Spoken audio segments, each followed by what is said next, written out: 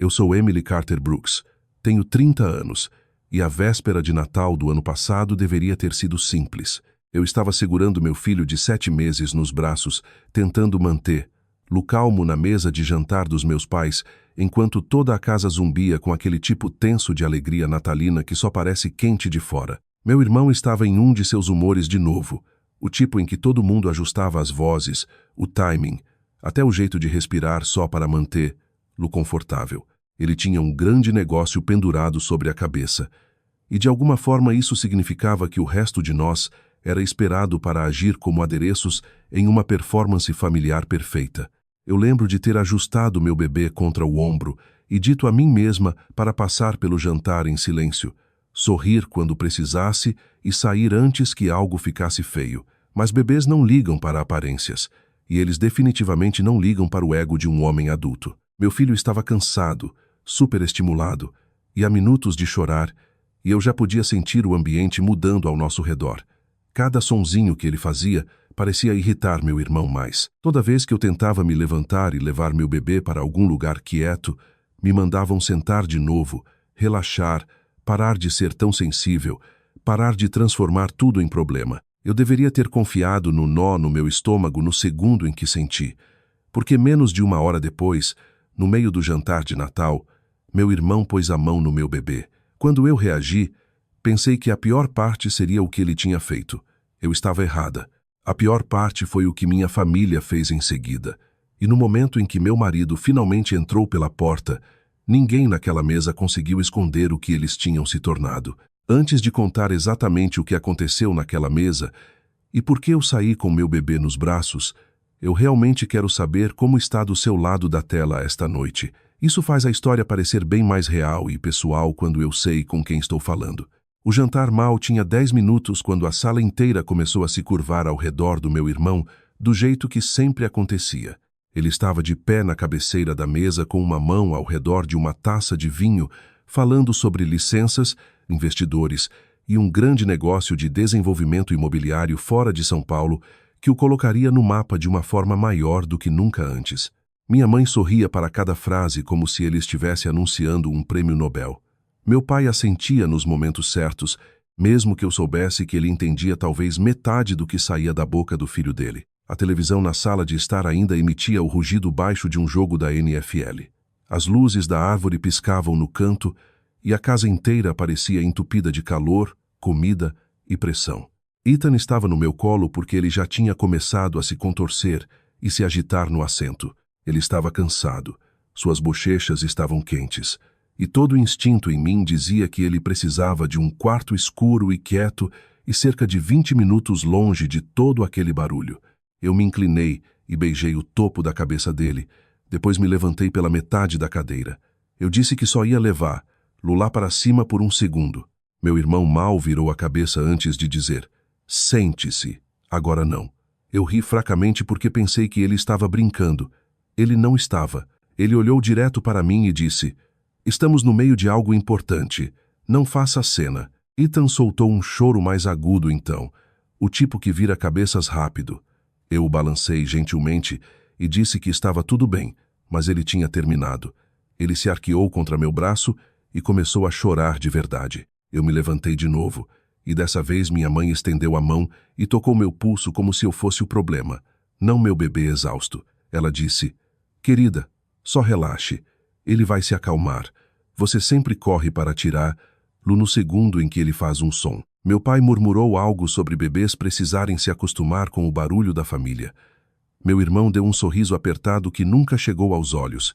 Depois ele disse para a mesa alto o suficiente para todo mundo ouvir: "Isso é exatamente o que eu quero dizer.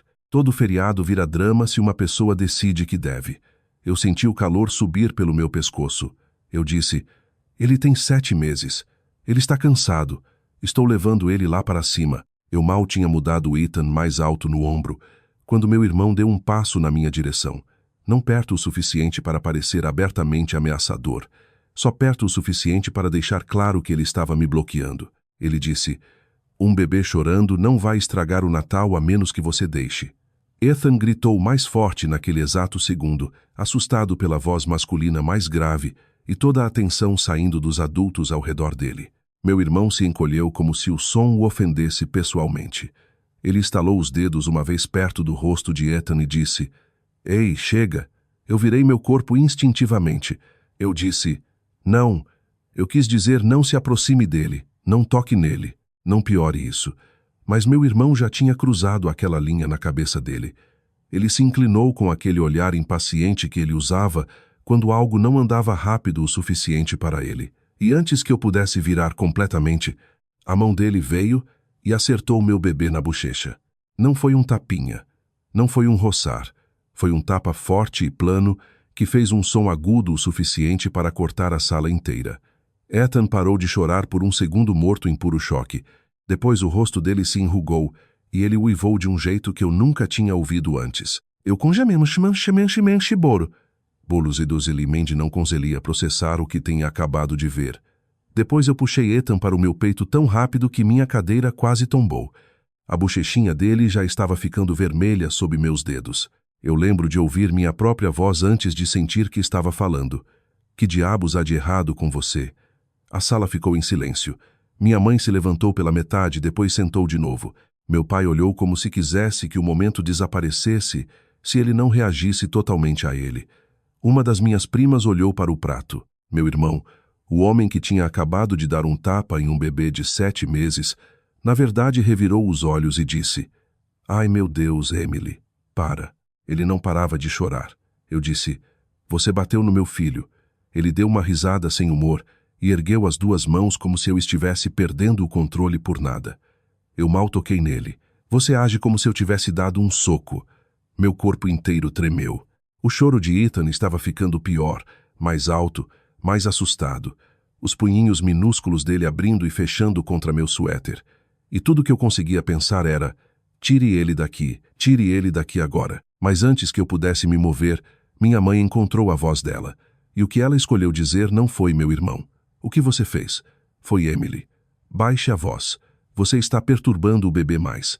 Eu olhei para ela como se nunca tivesse visto antes. Eu acho que talvez não tivesse, porque naquele momento, com meu filho chorando nos meus braços e uma marca vermelha se espalhando pelo rosto dele, eu vi a verdade de um jeito que nunca tinha visto quando o dano tinha sido só em mim. Parte de mim ainda achava que alguém, qualquer um, se levantaria e diria que isso tinha ido longe demais. Eu não tinha ideia de que o que viria em seguida machucaria ainda mais do que o tapa em si.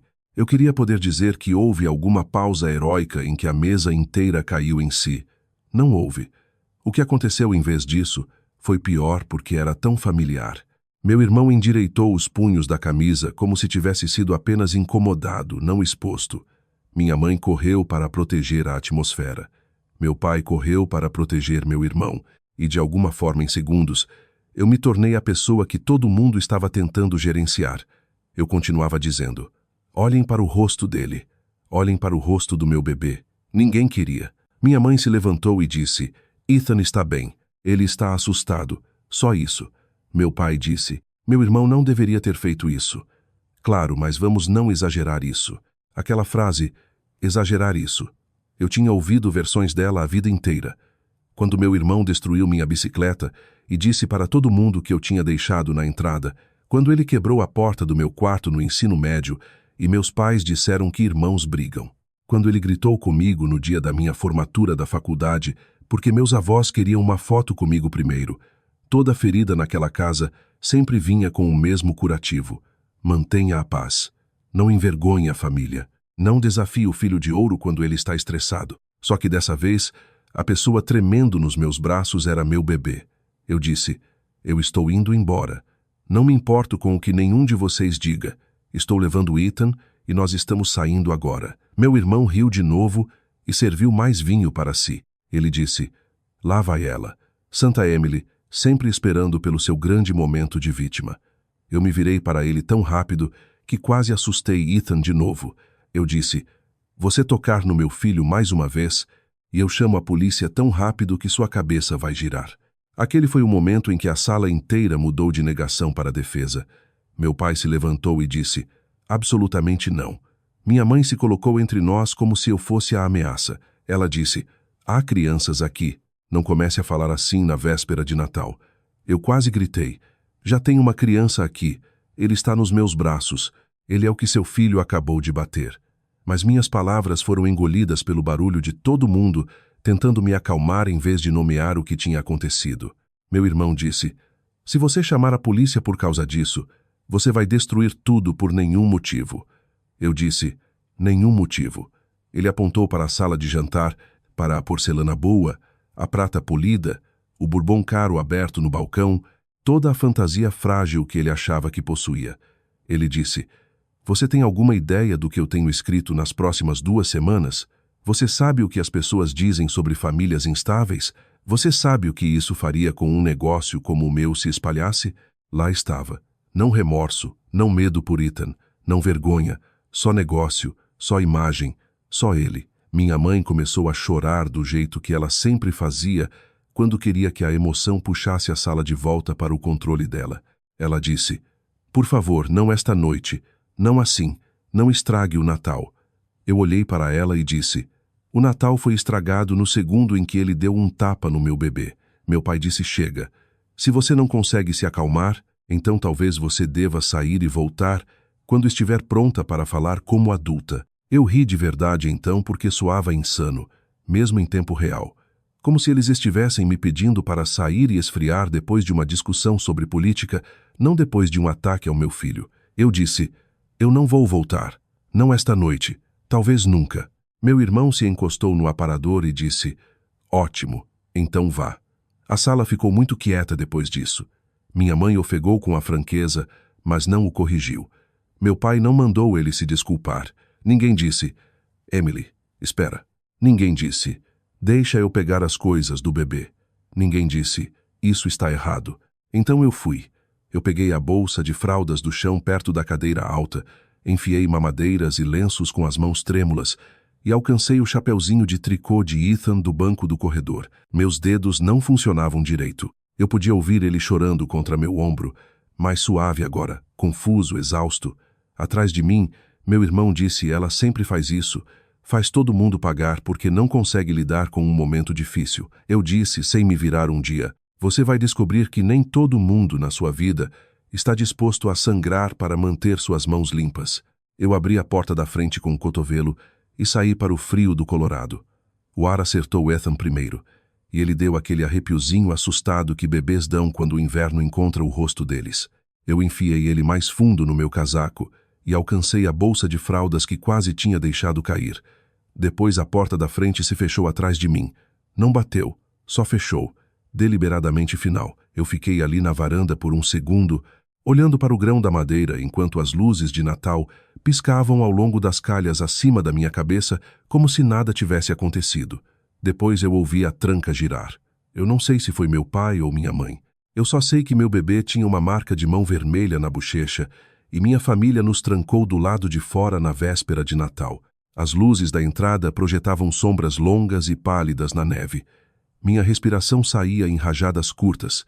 Eu desci os degraus com cuidado, segurando Ethan perto, tentando não cair na camada fina de gelo perto da calçada. Eu nem sabia se deveria ligar para Ryan primeiro ou só entrar no carro e ir embora.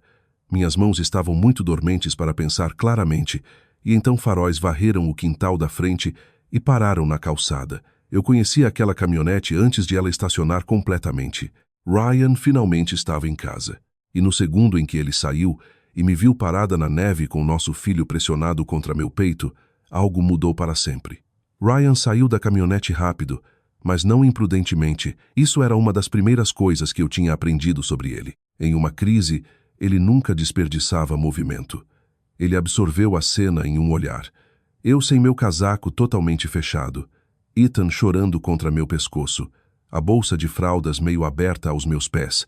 A porta da frente trancada atrás de nós. A neve se acumulando no corrimão da varanda. Depois os olhos dele pousaram no rosto de Ethan. A marca vermelha ainda estava lá, não tão brilhante quanto tinha sido na mesa, mas óbvia o suficiente para não haver engano. Ryan não perguntou se eu estava exagerando. Ele não perguntou o que eu poderia ter feito para piorar as coisas. Ele não perguntou se talvez tudo tivesse sido um mal-entendido. Ele veio direto para nós, pôs uma mão na minha nuca, a outra sob o corpinho de Ethan, e disse bem baixinho: quem fez isso? Eu mal consegui soltar as palavras. Meu irmão bateu nele. Eles nos expulsaram. A expressão de Ryan não explodiu. Isso teria sido mais fácil, honestamente mais fácil de entender, mais fácil de responder. Em vez disso, o rosto inteiro dele ficou imóvel de um jeito que eu só tinha visto 2 vezes antes. Ambas quando ele estava decidindo exatamente como lidar com uma situação que já tinha ido longe demais. Ele pegou Ethan de mim só o tempo suficiente para apertar o cobertor mais firme ao redor dele e verificar a bochecha com 2 dedos cuidadosos.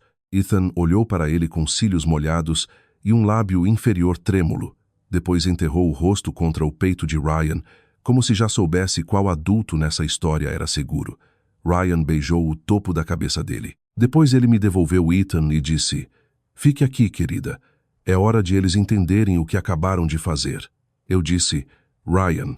Ele olhou para mim e o que quer que estivesse no rosto dele suavizou por só um segundo. Ele disse: "Eu não vou perder o controle, mas eu vou deixar algo muito claro." Depois ele se virou e caminhou para a porta da frente na farda dele, ombros largos, calmo, cada linha dele afiada sob a luz da varanda. Quando ele bateu, foi só uma vez.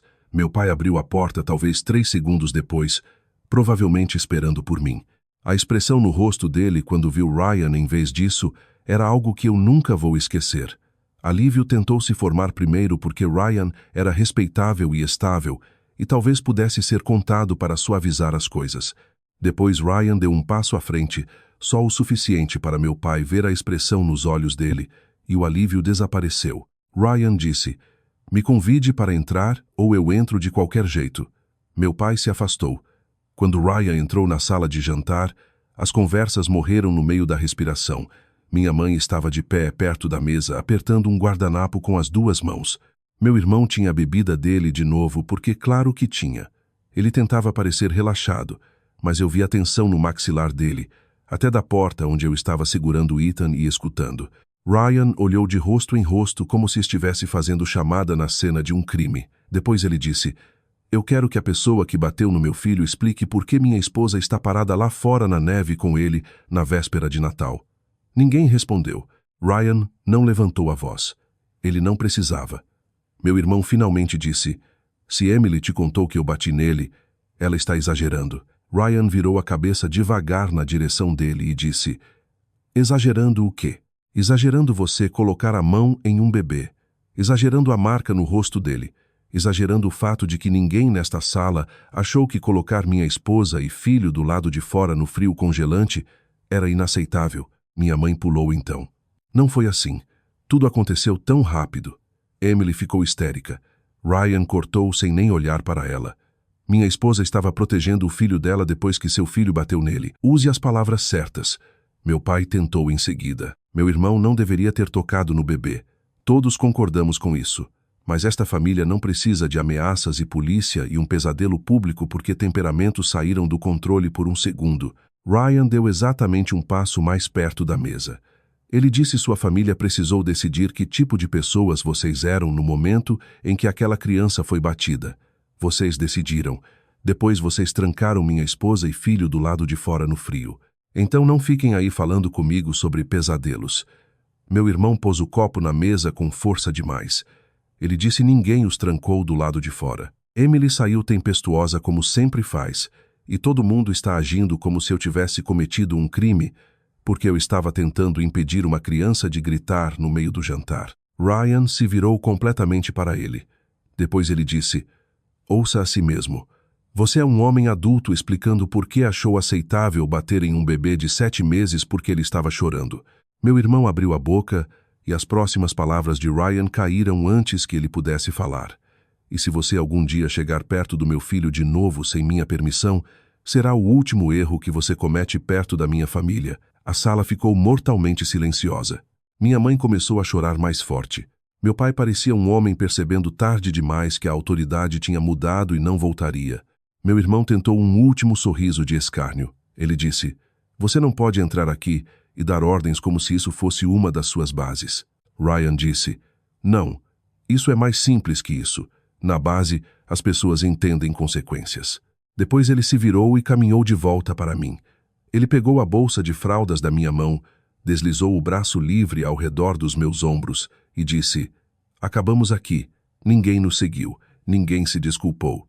Ninguém chamou meu nome. Nós saímos ao som da minha mãe soluçando num guardanapo e meu irmão, murmurando algo baixinho que nem ele era corajoso o suficiente para dizer alto. Na caminhonete, Ethan finalmente começou a se acalmar. Exausto de chorar, Ryan dirigiu com uma mão e manteve a outra estendida sobre o console, descansando no meu joelho como se estivesse me ancorando em algo sólido, enquanto meu mundo inteiro mudava debaixo de mim. Eu pensei que o pesadelo tinha chegado ao pico. Eu pensei que o tapa, as zombarias, a porta trancada, tudo aquilo tinha que ser o pior. Eu não sabia que pela manhã minha própria família começaria a me ligar para explicar por que o que eu tinha visto com meus próprios olhos não tinha realmente acontecido. A primeira ligação veio às 8h13 da manhã seguinte, enquanto eu esquentava uma mamadeira e olhava para a memória machucada da véspera de Natal como se tivesse acontecido com outra pessoa. Ryan estava no quarto do bebê trocando Ethan, e eu quase deixei o telefone tocar quando vi o nome da minha mãe. Mas alguma parte de mim ainda acreditava que podia haver uma linha que nem minha família cruzaria. Talvez ela estivesse ligando para dizer que tinha repassado a noite na cabeça e entendido agora. Talvez ela estivesse envergonhada. Talvez ela estivesse pronta para dizer as palavras que eu tinha esperado a vida inteira para ouvir. Emily, eu sinto muito. Em vez disso, ela disse: querida, eu preciso que você se acalme antes que isso vá mais longe. Eu lembro de apertar o balcão da cozinha com tanta força que meus dedos doeram. Ela foi direto ao ponto. Meu irmão se sente péssimo. Ninguém queria que as coisas terminassem do jeito que terminaram. Mas você e Ryan transformaram um momento ruim em uma catástrofe, e agora seu pai está fora de si. Eu disse: mãe. Ele deu um tapa no Ethan. Houve uma pausa como se eu tivesse usado uma palavra desnecessariamente dramática. Depois ela disse: ele estava tentando acalmar. Lo, Emily, você sabe como tinha ficado alto. Seu irmão tem estado sob tanta pressão. Eu pensei que talvez estivesse ouvindo errado. Eu disse sob pressão. Ele bateu num bebê. Minha mãe baixou a voz do jeito que as pessoas fazem quando acham que soar suave torna a crueldade razoável. Ela disse: se você continuar usando linguagem assim, você vai criar um dano que não pode ser desfeito. Eu desliguei na cara dela. Meu pai ligou 20 minutos depois. Ele pegou a rota do mediador. Ele admitiu que meu irmão perdeu a cabeça por um segundo. Ele disse que não deveria ter acontecido. Ele também disse: Emily, intenções importam. Meu irmão não estava tentando machucar Ethan. Você sabe disso. Eu disse então: por que tem uma marca no rosto do meu filho? Ele expirou como se eu estivesse sendo difícil. Bebês ficam vermelhos quando choram. Ryan entrou na cozinha bem na hora de ouvir aquela parte. Ele deu uma olhada em mim e entendeu. Ele não pediu o telefone. Ele só ficou ao meu lado enquanto eu dizia para meu pai: se você quiser qualquer relacionamento com meu filho, não me ligue de novo até conseguir dizer claramente que o que seu filho fez foi errado. Depois eu desliguei na cara dele também. Meu irmão mandou mensagem em vez de ligar. Só isso já me disse que ele sabia o que podia ser provado depois. A primeira mensagem dele disse: você sempre quis que eu fosse o vilão. Parabéns. A segunda disse: se isso vazar e estragar meu negócio, não espere que eu te perdoe. A terceira disse: Ryan não entende como famílias funcionam. Aquela quase me fez rir de puro descrença. Ao meio-dia, minha mãe tinha mudado de estratégia. Ela começou a sugerir que eu talvez não estivesse pensando claramente porque estava exausta, emocional, hormonal, uma nova mãe, sobrecarregada. Minha própria família estava tentando me convencer de que proteger meu filho era evidência de instabilidade. Aquele foi o momento em que algo frio e preciso se encaixou dentro de mim. Talvez porque eu tinha Ryan, talvez porque eu tinha Ethan, talvez porque quando é seu próprio corpo sendo empurrado, você pode dizer a si mesma para absorver. Mas quando é seu filho, a mentira se estilhaça. Eu comecei a salvar tudo, cada mensagem, cada correio de voz, cada chamada perdida. Ryan pôs o café dele na mesa e disse: bom, nós documentamos tudo. Eu tirei fotos da bochecha de Ethan na luz natural de 3 ângulos. Depois liguei para o pediatra dele. A enfermeira ouviu o suficiente na minha voz para nos encaixar naquela tarde. A doutora Melissa Grant examinou Ethan com cuidado. Me pediu para repassar o incidente inteiro do começo ao fim, e documentou a marca vermelha que desbotava no prontuário dele. Ela não me disse que eu estava exagerando. Ela não me disse que estresse familiar causa mal-entendidos. Ela disse qualquer adulto batendo num bebê é sério. Ela disse, confie nos seus instintos. Ela disse, se você se sente insegura perto dessas pessoas agora, geralmente há um motivo. Eu chorei no carro depois daquela consulta, não porque estava confusa, mas porque uma quase estranha tinha me validado mais claramente em 20 minutos do que minha própria família em 30 anos. Ryan nos levou para casa e escutou enquanto eu começava a lembrar de outras coisas. Não momentos de manchete dramáticos, menores. O jeito que meu irmão costumava apertar os ombros do nosso primo Tyler forte demais quando Tyler o irritava. A vez que ele puxou uma cadeira de uma das crianças menores no dia de ação de graças, porque a criança tinha alcançado a sobremesa antes dos adultos. A vez que ele gritou na cara da nossa sobrinha até ela fazer xixi, e minha mãe disse que ele não quis dizer aquilo. Ele só estava estressado. Eu tinha guardado todas aquelas memórias sob peculiaridades familiares, porque era isso que eu tinha sido treinada para fazer. Agora elas começavam a se alinhar em algo mais feio. Naquela noite, depois que Ethan adormeceu, Ryan se sentou na minha frente na mesa de jantar e fez uma pergunta que ninguém mais tinha feito. O que você sabe com certeza? Eu olhei para ele. Ele disse, não o que eles sentem, não o que eles alegam, não o que eles querem que você questione. O que você sabe com certeza? Eu respondi devagar. Eu sei que meu irmão bateu no meu filho. Eu sei que meus pais se importaram mais em proteger ele do que proteger Ethan. Eu sei que eles nos trancaram do lado de fora. E eu sei que se você não tivesse chegado quando chegou, eles ainda estariam dizendo a si mesmos que eram os razoáveis. Ryan assentiu. Depois ele disse, comece por aí. Então eu fiz. Eu escrevi um relato completo da noite enquanto cada detalhe ainda estava fresco. Horários, palavras, quem estava sentado onde, quem disse o quê, quem ficou em silêncio. Eu fiz uma pasta no meu laptop. Eu fiz backup. Eu encaminhei as mensagens do meu irmão para uma conta de e-mail que ele não sabia que existia. E quanto mais organizada eu ficava, menos louca eu me sentia. Aquele foi o momento em que minha mãe cometeu o maior erro dela. Ela me deixou um correio de voz naquela noite, achando que soava compassiva.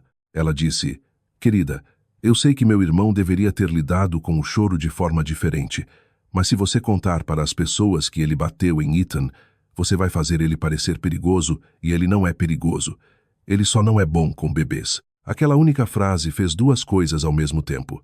Ela admitiu que houve contato físico e provou que o que ela temia não era a verdade, mas como a verdade soaria. Eu salvei aquele correio de voz em 3 lugares diferentes.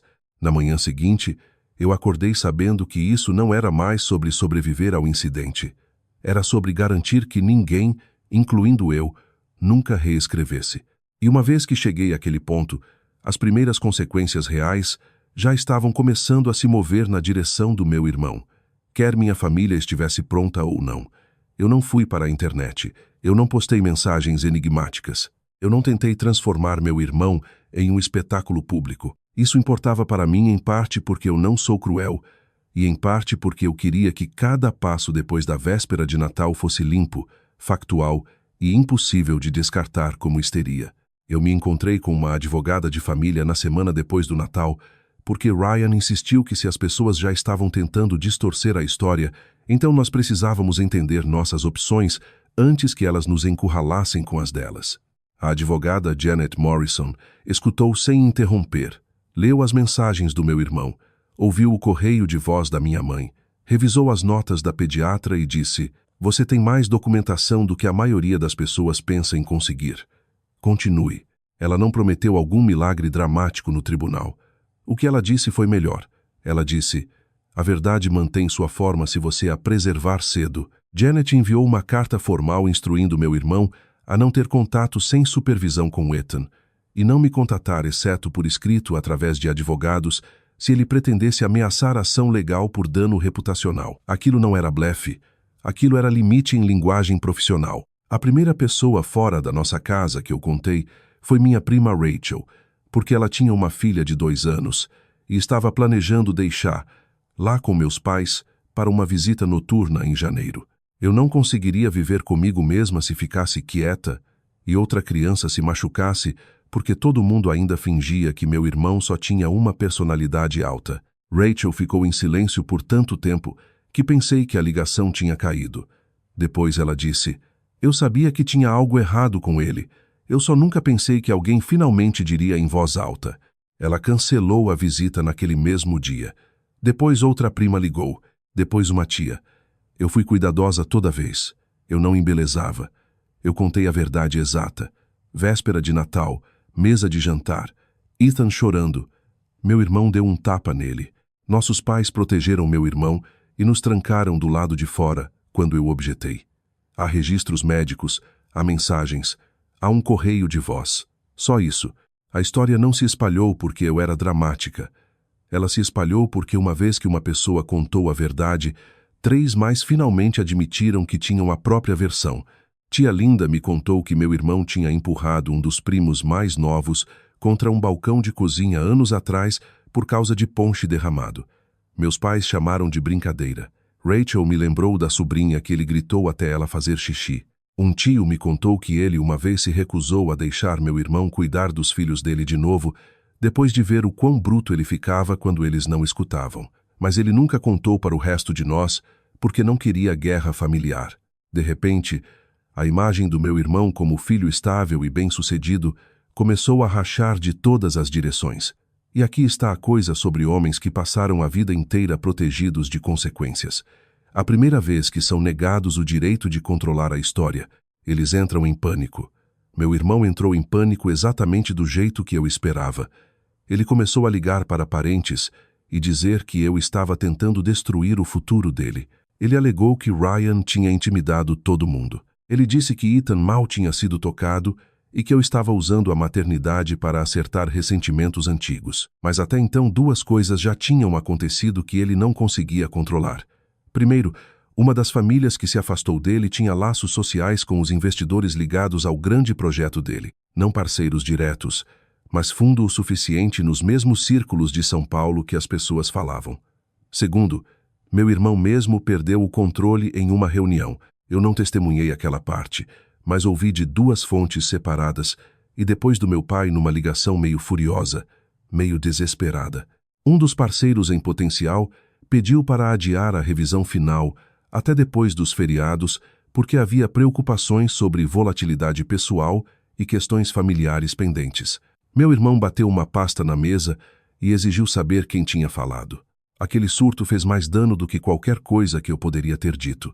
Negócios como o dele eram construídos em imagem, confiança, previsibilidade e a ilusão de que ele era o homem mais controlado em qualquer sala. Na segunda semana de janeiro, o projeto foi pausado. Na terceira, tinha sumido. Meu irmão me ligou na noite em que descobriu. Eu quase não atendi, mas Ryan assentiu do outro lado do sofá e apertou gravar no meu telefone antes de deslizá-lo para mim. A voz do meu irmão estava rouca de raiva. Ele disse: "Você está feliz agora? Você me custou milhões de reais porque não conseguiu calar a boca por uma vez na vida." Eu disse: "Eu não te custei nada. Você bateu no meu filho." Ele soltou uma risada que soou como se dosse nele. Eu dei um tapinha para parar ele de gritar e você transformou em guerra.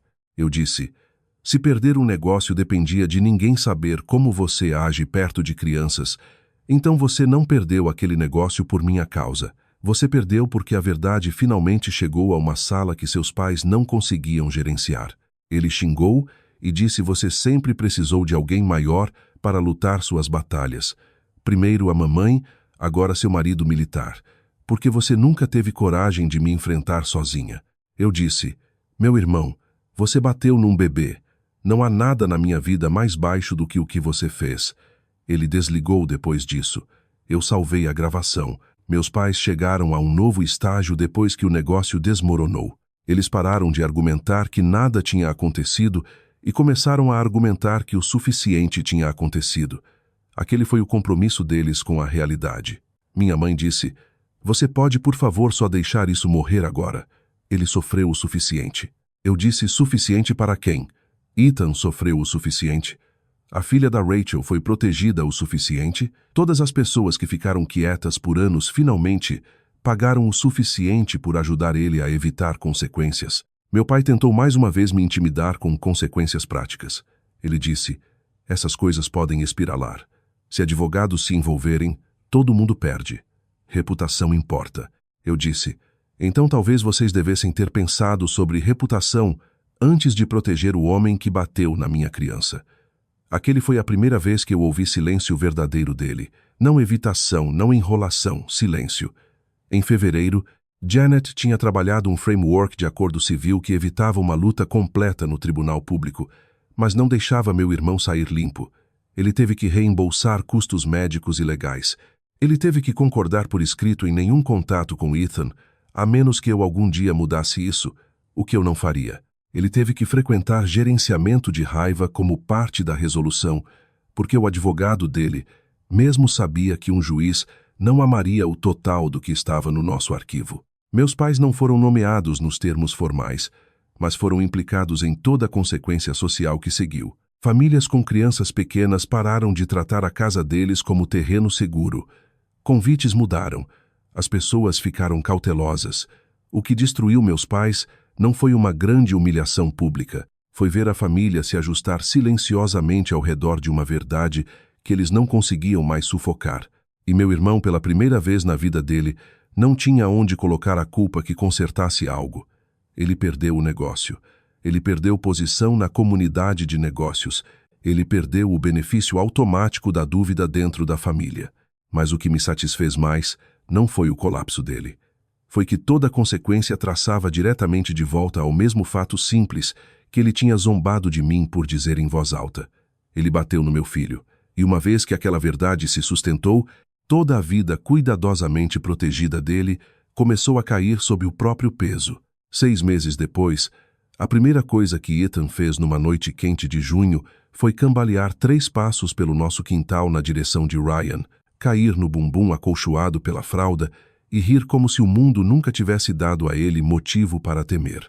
Eu fiquei na varanda segurando um prato de papel de um churrasco que tínhamos feito com amigos da unidade de Ryan e observei nosso filho bater palmas para si mesmo enquanto 3 outras crianças torciam como se ele tivesse ganhado um campeonato. Não havia sorrisos forçados, não havia egos frágeis para gerenciar, não havia andar em cascas de ovo para um homem adulto se sentir poderoso. Só risadas, fumaça da grelha, a playlist country de alguém baixa ao fundo e uma criança aprendendo a confiar no espaço ao redor dele porque os adultos nele tinham merecido aquela confiança. Meu irmão não estava lá. Ele nunca estaria lá. As aulas de gerenciamento de raiva dele tinham se tornado uma coisa amarga a mais que ele contava para as pessoas que tinha sido forçada por membros familiares vingativos.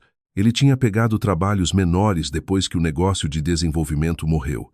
Mas a mudança maior era que as pessoas não relaxavam mais automaticamente ao redor dele. Ele tinha que viver dentro da incerteza que um dia reservava para todo mundo. Ele sabia agora que quando entrava numa sala com crianças, alguns pais observavam mais cuidadosamente. Ele sabia que o escudo familiar antigo ao redor dele tinha rachado. Meus pais mudaram também, embora não do jeito arrumado e dramático que as histórias às vezes prometem. Minha mãe nunca me deu o pedido de desculpas que eu merecia. Meu pai nunca se sentou e admitiu a verdade completa em uma frase limpa e honesta. O que eles fizeram em vez disso foi menor e mais triste. Eles pararam de defender meu irmão abertamente porque não podiam mais. Eles pediram para ver Ethan sob condições que Ryan e eu controlávamos. Eles aprenderam que acesso não é amor e que avós não têm direito a uma criança que falharam em proteger. Eu confio neles do jeito que eu uma vez quis? Não. Talvez eu nunca confie. Mas eu acredito que eles finalmente entenderam algo que deveriam ter sabido o tempo todo. Paz que é construída forçando a pessoa ferida a ficar quieta não é paz. É permissão. Essa é a lição que esta história queimou em mim. Nem toda família que parece respeitável é segura. Nem toda mesa de feriado é amorosa, só porque todo mundo chama de tradição. E nem toda pessoa que diz mantenha a paz está tentando proteger a família. Às vezes eles estão tentando proteger a pessoa que causa o dano porque a verdade custaria caro demais. Por anos eu pensei que ser a boa filha significava absorver o que me machucava para que ninguém mais tivesse que se sentir desconfortável. Depois eu me tornei mãe e entendi algo com uma clareza que mudou minha vida. Crianças nunca devem ser pedidas para pagar pelo conforto dos adultos. Não com seus corpos, não com seu medo, não com o silêncio das pessoas que deveriam defendê-las. Esse é o coração educacional de tudo que eu vivi. Se um adulto machuca uma criança e o primeiro instinto da sala é explicar, você não está olhando para um mal-entendido. Você está olhando para um sistema de valores. E se aquele sistema de valores pede que você proteja a imagem sobre inocência, então sair não é crueldade. É liderança. É proteção. É amor com espinha dorsal. Ryan diz que Ethan nunca vai lembrar da véspera de Natal. Ele provavelmente está certo. Mas o que Ethan vai crescer lembrando é algo melhor. Ele vai lembrar que quando era pequeno demais para falar por si mesmo, os pais dele falaram. Ele vai crescer numa casa onde desculpa significa responsabilidade, onde família significa segurança e onde ninguém tem permissão para transformar a dor dele em um inconveniente. Isso importa mais para mim do que reconciliação jamais poderia. Então, se há uma coisa que eu gostaria que qualquer um ouvindo tirasse da minha história, é isto. Amor sem limites é como o dano se recicla através de gerações.